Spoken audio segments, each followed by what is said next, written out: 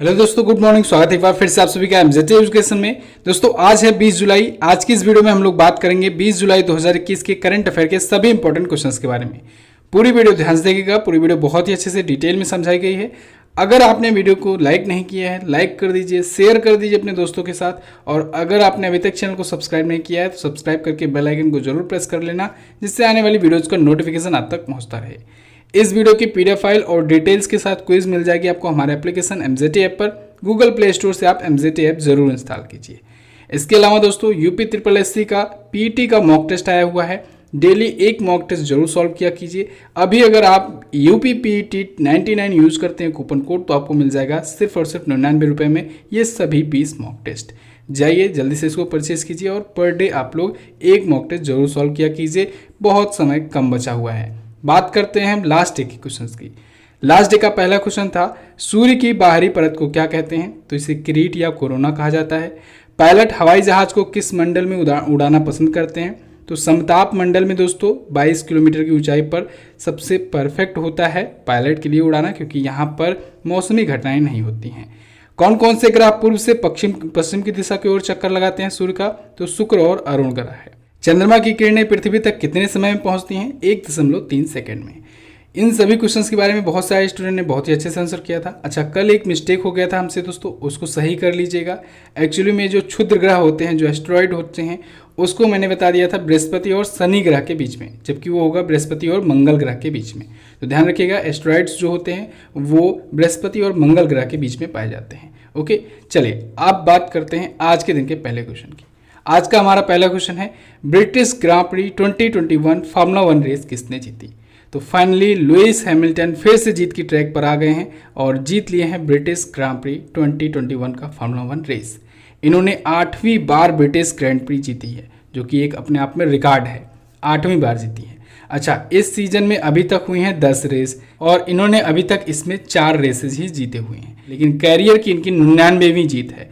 अब आप सोचो, दुनिया में सबसे ज़्यादा फार्मूला 1 रेस जीतने का रिकॉर्ड लुइस हैमिल्टन के ही नाम है। ठीक है, तो लुइस हैमिल्टन दुनिया में सबसे ज़्यादा रेस जीते हैं फार्मूला 1 के।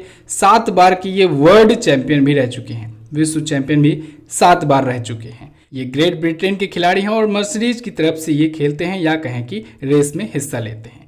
अच्छा, लुइस हैमिल्टन को दोस्तों ब्रिटेन के द्वारा नाइट हुड की भी उपाधि मिल चुकी है।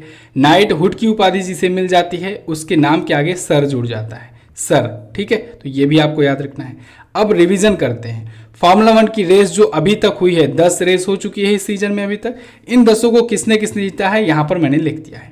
जैसे मैक्स वर्स्टैपेन जो कि रेडबुल के खिलाड़ी हैं, इन्होंने सबसे ज़्यादा अभी तक 5 रेसेस जीते हैं इस सीजन में। एमिलिया रोमांगना, मोनाको, फ्रेंच, स्टायरियन और ऑस्ट्रियन, ठीक है, 5 इन्होंने जीता है। लुइस हैमिल्टन 4 जीते हुए हैं, बहरीन, पुर्तगाली, स्पेनिश और ब्रिटिश। इसके अलावा एक हैं सर्जियो पेरेज जो कि रेडबुल के हैं, इन्होंने अजरबैजान ग्रैंड प्रिक्स जीता हुआ है। तो ये टोटल 10 रेसेज हो गई हैं। क्लियर बिल्कुल। चलिए अगला देखते हैं। ये रिवीजन आप लोग करते रहा कीजिए, जब जब आता है मैं रिवीजन जरूर करवाता हूँ इन 10 रेसेस का। अगला देखते हैं। अमेरिका ने निम्न में से किस देश के साथ मिलकर एक नया क्वाड ग्रुप बनाने की घोषणा की है? तो अमेरिका ने दोस्तों अभी हाल ही में घोषणा की है कि वो एक नया क्वाड ग्रुप बनाने जा रहा है पाकिस्तान, अफगानिस्तान और उज्बेकिस्तान के साथ मिलकर के। तो ये उपरोक्त तो सभी ऑप्शन यहाँ पर करेक्ट होगा। क्वाड मतलब होता ही है 4, तो 4 देशों का ये संगठन होगा क्वाड। ठीक है, एक नया क्वाड ग्रुप होगा। नया इसलिए कह रहे हैं क्योंकि इससे पहले भी एक क्वाड ग्रुप ऑलरेडी चल रहा है। किस किस देश के बीच में है वो? उसमें अमेरिका, ऑस्ट्रेलिया, जापान और भारत है। ठीक है, तो ये 4 देश मिलकर के अभी तक जो चल रहा है क्वाड ग्रुप, जो कि चाइना को काउंटर करने के लिए बनाया गया था, ये है। लेकिन अब अमेरिका ने घोषणा की है कि वो एक और बनाएगा। वो एक और क्यों बनाने की जरूरत पड़ी? क्योंकि अभी आप देख रहे हो अफगानिस्तान में काफ़ी ज़्यादा अशांति फैली हुई है, तालिबानियों का कब्जा हो गया है। अफगानिस्तान के 85% से ज़्यादा क्षेत्रों पर कब्जा हो गया है तालिबानियों का। तो ऐसे में अफगानिस्तान में शांति स्थापित करने के लिए अमेरिका जो है, ये अमेरिका, अफगानिस्तान, पाकिस्तान और उज्बेकिस्तान, इनके साथ मिलकर के एक नया क्वाड ग्रुप बना रहा है। अब देखिए यहाँ पर अमेरिका है बहुत चालाक। अमेरिका ने इसमें भारत को शामिल नहीं किया, उसके बदले पाकिस्तान को शामिल किया है। अब आप सोचो कि एक क्वाड ग्रुप में वो भारत के साथ है और दूसरे क्वाड ग्रुप में वो भारत के विरोधी पाकिस्तान के साथ है। यानी अमेरिका दोनों तरफ अपना रिश्ता मजबूत रखना चाह रहा है। ये एक्चुअली में अमेरिका कभी तक, इसका इतिहास भी देख लो, अभी तक कभी भी ये किसी की तरफ हुआ नहीं है एक्चुअल में। इसको सिर्फ हथियार अपना बेचना होता है, जिधर इसका हथियार बिकेगा ये उसी तरफ रहता है, ठीक है। एक्चुअली में ये चाहता ही है कि भारत और पाकिस्तान या इन एशियन कंट्रीज़ में लड़ाइयाँ होती रहे, क्योंकि जब तक लड़ाइयाँ होती रहेंगी इसके हथियार बिकते रहेंगे। तो फिलहाल यहाँ पर क्वाड ग्रुप है, पहला क्वाड ग्रुप भी आपको याद रखना है, ठीक है, भारत, अमेरिका, जापान और ऑस्ट्रेलिया के बीच में, जो कि चाइना को काउंटर करने के लिए बनाया गया है। एक पॉइंट और यहाँ से याद करिएगा कि क्वाड कंट्रीज के बीच में दोस्तों होता है मालाबार युद्धाभ्यास। क्या? मालाबार युद्धाभ्यास होता है क्वाड कंट्रीज के बीच में। चलिए अब बात करते हैं अगले क्वेश्चन की। शिक्षा मंत्री ने अर्जुन मुंडा जी के साथ मिलकर के शिक्षकों के लिए कौन सा प्रशिक्षण कार्यक्रम शुरू किया? तो अभी हाल ही में केंद्रीय शिक्षा मंत्री जो कि हैं धर्मेंद्र प्रधान जी, इन्होंने केंद्रीय जनजातीय मामलों के मंत्रालय के मंत्री अर्जुन मुंडा जी के साथ मिलकर के SIATP नाम का एक शिक्षकों के लिए ट्रेनिंग प्रोग्राम शुरू किया है, एक प्रशिक्षण कार्यक्रम शुरू किया है SIATP नाम से। इसका फुल फॉर्म क्या होता है? School innovation ambassador training programme, ठीक है। क्या? School innovation ambassador training programme. तो ये जो SIATP प्रोग्राम है, इसके तहत 50,000 से ज़्यादा जो स्कूल टीचर्स होंगे, इनको innovation, entrepreneurship, intellectual property rights और आइडिया जनरेशंस पर ट्रेनिंग दी जाएगी, ठीक है। ऑनलाइन ही इनको ट्रेन किया जाएगा। तो ये कार्यक्रम जो है शिक्षा मंत्रालय, जनजातीय मामलों के मंत्रालय, CBSE यानी कि central board of secondary education, AICTE यानी कि all Indian council of technical education, इसके द्वारा मिलकर के शुरू किया गया है। क्लियर? अभी all India council of technical education के द्वारा दोस्तों कल भी एक क्वेश्चन आया था कि इसने घोषणा की थी कि अब 11 और भाषाओं में BTech कराया जाएगा, ठीक है। तो ये भी आपको याद रखना है। चलिए, और मैंने आपको जैसे बताया शिक्षा मंत्री धर्मेंद्र प्रधान जी हैं, इनका नाम आपको याद रखना है, अभी नए बने हैं। रमेश पोखरियाल निशंक जी दोस्तों रिटायर हो चुके हैं। नए मामलों के मंत्री, नए मंत्रालयों के मंत्री कौन कौन बने हैं, इस पर वीडियो दी गई है, आप देख सकते हैं, डिस्क्रिप्शन में उसका लिंक दिया गया है। अगला क्वेश्चन देखते हैं, खेलो इंडिया यूनिवर्सिटी गेम्स 2022 की मेजबानी कौन करेगा? तो खेलो इंडिया यूनिवर्सिटी गेम्स का दूसरा संस्करण दोस्तों 2022 में आयोजित होना है और इसकी मेजबानी कर्नाटक कर रहा है इस बार।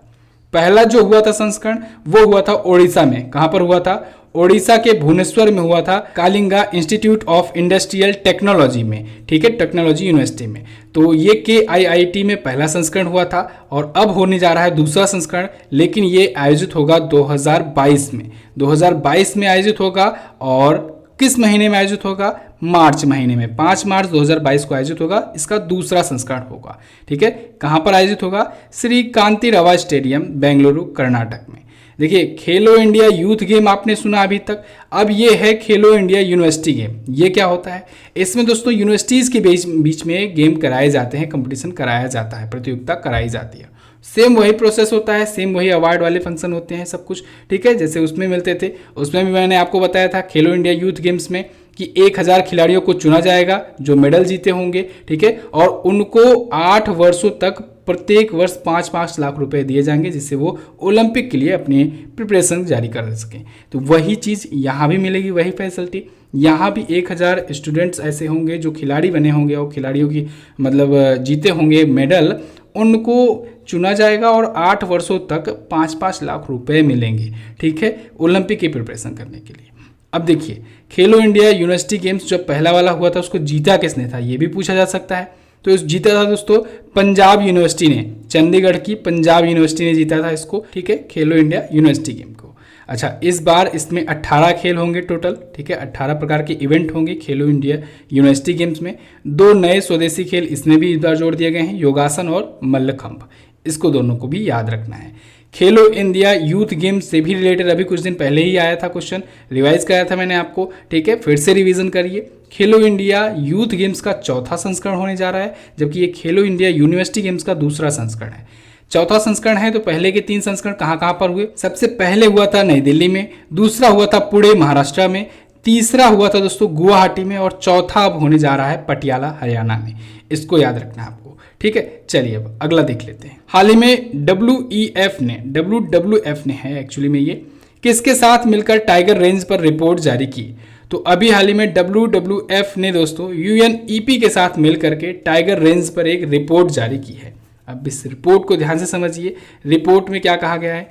इस रिपोर्ट में कहा गया है दोस्तों कि भारत में 35% बाघ की जो सीरीज है वो संरक्षित क्षेत्रों से बाहर है। यानी जो संरक्षित क्षेत्र बनाए जाते हैं, वाइल्ड लाइफ सेंचुरीज बनाई जाती हैं, नेशनल पार्क्स बनाए जाते हैं, टाइगर रिजर्व जो बनाए जाते हैं, इसमें से 35% बाघों की जो श्रृंखलाएं हैं, सीरीज हैं या कहीं प्रजातियां हैं, वो टाइगर रिजर्व के क्षेत्रों से बाहर हैं। ठीक है, तो ये बहुत ही बुरी बात है, क्योंकि इससे क्या होता है, इससे ह्यूमन एनिमल कॉन्फ्लिक्ट बढ़ जाता है। अगर वो बाघ जो हैं वो टाइगर रिजर्व में ना रहकर बाहर अगर आ जाएंगे तो ऑब्वियस सी बात है मनुष्य से टकराएंगे, तो हो सकता है मनुष्य उन पर अटैक करे या फिर हो सकता है वो मनुष्य पर अटैक करे। तो ज़्यादातर केसों में मनुष्य पर अटैक होता है। ठीक है, तो यहाँ पर देखिए, यहाँ पर क्या बताया गया है इस रिपोर्ट में कि 35% बाघ श्रृंखलाएं संरक्षित क्षेत्रों से बाहर हैं भारत में, जिसकी वजह से 75% से ज़्यादा ह्यूमन एनिमल कॉन्फ्लिक्ट बढ़ गया है। भारत में बाघों के अलावा 40% अफ्रीकी शेर जो हैं ये भी अलग अलग जगह पर ये भी टाइगर रिजर्व वगैरह से बाहर आ गए हैं। साथ ही साथ 70% अफ्रीकी और एशियाई हाथी भी संरक्षित क्षेत्रों से बाहर आ गए हैं। ठीक है, तो इस रिपोर्ट को पब्लिश किया है WWF और UNEP ने। इस रिपोर्ट का क्या नाम है? ए future for all, A necessity for human wild life coexistence, यानी सभी के लिए भविष्य, मानव वन्य जीव सह अस्तित्व के लिए एक आवश्यकता। अब समझिए WWF और UNEP के बारे में। WWF का मतलब होता है world wide fund for nature. क्या? World wide fund for nature, ये होता है इसका फुल फॉर्म। इसकी स्थापना 1961 में हुई थी। हेडक्वार्टर इसका ग्लैंड स्विट्जरलैंड में है और अध्यक्ष हैं पवन सुखदेव जी। इसके अध्यक्ष का नाम आपको याद रखना है, पवन सुखदेव इसके अध्यक्ष हैं। ठीक है, UNEP के बारे में बात करें तो यूनाइटेड नेशंस एनवायरनमेंट प्रोग्राम, इसका फुल फॉर्म तो आप जानते ही होंगे। स्थापना इसकी 1972 में हुई थी और नैरोबी, केन्या के नैरोबी में इसका हेडक्वार्टर है और अध्यक्ष हैं इंगर एंडरसन। कौन है? इंगर एंडरसन है इसके अध्यक्ष। अगला क्वेश्चन देखते हैं, किस IIT संस्थान ने NB ड्राइव नामक एक AI एल्गोरिदम विकसित किया? तो अभी हाल ही में IIT मद्रास ने दोस्तों डेवलप किया है एक आर्टिफिशियल इंटेलिजेंस बेस्ड एल्गोरिदम जो कि NB ड्राइवर नाम का है। NB ड्राइवर क्या करेगा? NB ड्राइवर के थ्रू दोस्तों कैंसर, कोशिकाओं में जो कैंसर होता है वो कैसे चेंज होता है ये पता लगाया जा सकेगा। ठीक है, उसको ट्रैक किया जाएगा एक प्रकार से। तो इसके लिए आर्टिफिशियल इंटेलिजेंस की मदद ली जा रही है। इसके लिए जो फॉर्मूला यूज किए जाएंगे वो आर्टिफिशियल इंटेलिजेंस बेस्ड होंगे। इसका नाम रखा गया है NB ड्राइवर। ठीक है, कैंसर जो होता है दोस्तों ये बेसिकली कोशिकाओं में जब अनियंत्रित अनकंट्रोलेबल ग्रोथ होने लगती है, अनियंत्रित वृद्धि होने लगती है, तो उसी को कहा जाता है कैंसर। ठीक है, अब कैंसर के अध्ययन को कहा जाता है ऑन्कोलॉजी। ये भी बहुत एग्जाम में पूछा गया है, इसको भी याद रखिएगा। फिलहाल आया है IIT मद्रास, तो हम लोग IIT मद्रास के बारे में जानेंगे। IIT मद्रास से रिलेटेड कौन कौन से क्वेश्चन पिछले दिनों में चर्चे में आए हैं। अभी कल ही मैंने आपको बताया था IIT मद्रास ने सोनी टीवी के साथ मिल करके एक संवेदन 2021 नाम का एक हैकथॉन लॉन्च किया है। इसके अलावा IIT मद्रास दोस्तों एशिया की पहली इंटरनेशनल मेमोरी स्टडीज कार्यशाला की मेज़बानी भी किया है। और एक बार चर्चे में आया था अभी, IIT मद्रास में भारत का पहला 3D प्रिंटेड घर बनकर तैयार हुआ है। तो ये सब क्वेश्चन आपको IIT मद्रास से याद रखते हैं। अगला क्वेश्चन, भारत के पहले भिक्षु फल का उत्पादन अभ्यास कहाँ शुरू हुआ? तो ये शुरू हुआ है दोस्तों कुल्लू में। कुल्लू हिमाचल प्रदेश में शुरू हुआ है भारत का पहला भिक्षु फल का उत्पादन अभ्यास। इसका क्या मतलब हुआ? इसका मतलब ये हुआ जो भिक्षु फल होता है, भिक्षु फल दोस्तों एक फल होता है, चाइना में बेसिकली पाया जाता है, चाइनीज फल है एक प्रकार से, इसे मोंक फ्रूट कहा जाता है। तो इसका उत्पादन किया जा रहा है। अब इसका उत्पादन अभ्यास इसलिए कह रहे हैं क्योंकि अभी इसके लिए हमें ये नहीं पता है कि ज़मीन कैसी ज़रूरत होती है, इसके लिए कैसे प्रकार के खेत तैयार किए जाते हैं। ठीक है, किस प्रकार से, तो इन सब के लिए एक ट्रायल किया जा रहा है। तो ट्रायल कहाँ पर किया जा रहा है? इसका परीक्षण किया जा रहा है हिमाचल प्रदेश में। एक है रायसन गांव, वहाँ के एक किसान हैं मानव खुल्लर, इनका नाम याद रखना आपको, मानव खुल्लर। तो मानव खुल्लर जी के खेत में ये अभी उगाया जा रहा है। ठीक है, तो शुरुआत में अभी इसके 50 पौधे ही लगाए गए हैं और ये अनुमान लगाया जा रहा है कि अगर इसका उत्पादन होने लगा तो 3 लाख रुपए से लेकर के 3.5 लाख रुपए प्रति हेक्टेयर के बीच में लाभ हो सकेगा, बेनिफिट मिल सकेगा। ठीक है, तो अभी इसका ट्रायल चल रहा है मोंक फ्रूट का, भिक्षु फल का। ठीक है, हिमाचल प्रदेश के पालमपुर में। अब देखिए ये दोस्तों एक ऐसा फल होता है जो कि कैलोरी रहित होता है, इसमें कैलोरी नहीं होता है और एक प्रकार के ये प्राकृतिक स्वीटनर के रूप में भी अपने गुणों के लिए जाना जाता है। ये फल जो होता है कुल्लू में अभी शुरू हुआ है इसका परीक्षण। क्लियर है। अच्छा दोस्तों, मैथ की क्लास स्टार्ट हो चुकी है। जिन बच्चों ने अभी तक एसएससी जीडी का बैच नहीं लिया हुआ है, एसएससी जीडी का आपने अगर फॉर्म भरा है और बैच नहीं लिया है तो आप ले सकते हैं, या जिनको अगर केवल इंडिविजुअल मैथ लेना है वो भी ले सकते हैं। ठीक है, आपको कूपन कोड वगैरह वहीं पर डिस्क्रिप्शन में बता दिए गए हैं। एमजेटी ऐप पर जाइएगा, देखिएगा, डिस्काउंट भी मिल जाएगा अभी शुरुआत में। प्री लॉन्च ऑफर के तहत डिस्काउंट मिलेगा दोस्तों, बाद में प्राइस बढ़ जाएगा, तो इस वजह से आपको अगर लेना है तो अभी जाकर के बैच ज्वाइन कर लीजिए। अच्छा, एक डेमो क्लास भी अवेलेबल है, बिल्कुल फ्री में है। अगर जिनको डेमो क्लास देखना है मैथ का, जाकर के देख लेंगे, एप्लीकेशन में बिल्कुल फ्री है। पहला चैप्टर संख्या पद्धति नंबर सिस्टम समझाया गया है, आप देख सकते हैं उसे।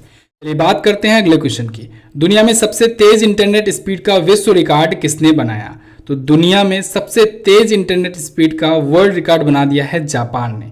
इसने अभी हाल ही में अपनी इंटरनेट स्पीड का परीक्षण किया है, टेस्टिंग किया है 319 टेराबाइट पर सेकेंड। सोचो टीबीपीएस में है, 319 टेराबाइट पर सेकेंड का इसने परीक्षण किया हुआ है, मैक्सिमम स्पीड थी इसकी।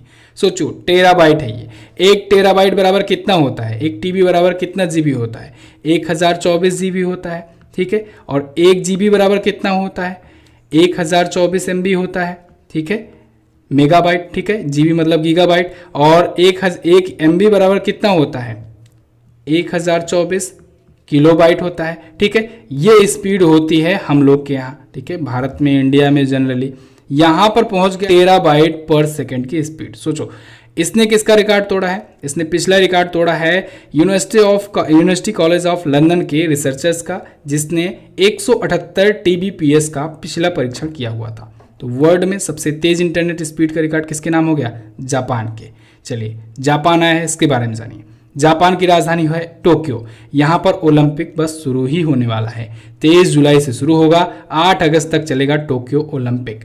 टोक्यो ओलंपिक इस बार का 32वां ओलंपिक का संस्करण है। नाम होगा इसका टोक्यो ओलंपिक 2020। हो रहा है आयोजन 2021 में। यहाँ की करेंसी होती है येन, संसद का नाम है डायट। उगते सूर्य का देश भी कहा जाता है जापान को। योशिहिदे सुगा दोस्तों यहाँ के हैं प्राइम मिनिस्टर।